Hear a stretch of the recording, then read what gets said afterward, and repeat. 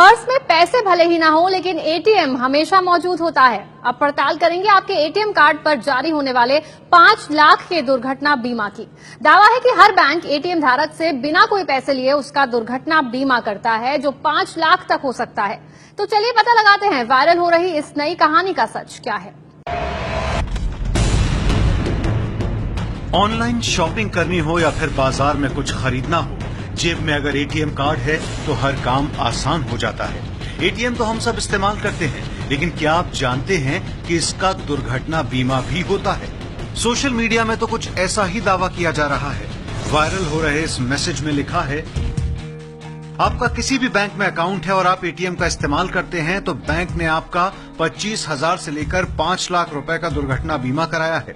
बीमा योजना में बिना कोई राशि जमा किए विकलांगता से लेकर मौत होने तक के मुआवजे का प्रावधान है, लेकिन 95% एटीएम धारकों को इस योजना का पता ही नहीं है।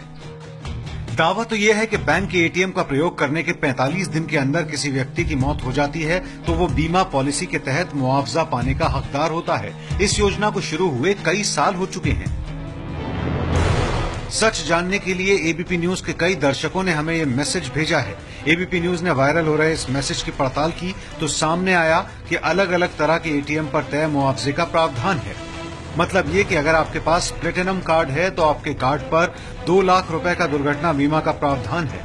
अगर आपके पास क्लासिक कार्ड या फिर किसान डेबिट कार्ड है तो उस पर 50,000 रुपए की राशि तय की गई है।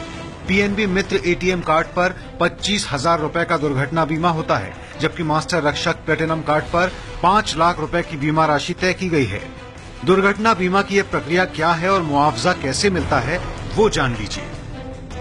स्कीम के मुताबिक अगर एटीएम धारक की दुर्घटना में मौत हो जाती है तो उसके परिवार के सदस्य को 2 महीने से 5 महीने के भीतर उस बैंक की ब्रांच में जाना होगा जहां उस शख्स का खाता था और वहां मुआवजे के लिए एक एप्लीकेशन देनी होगी।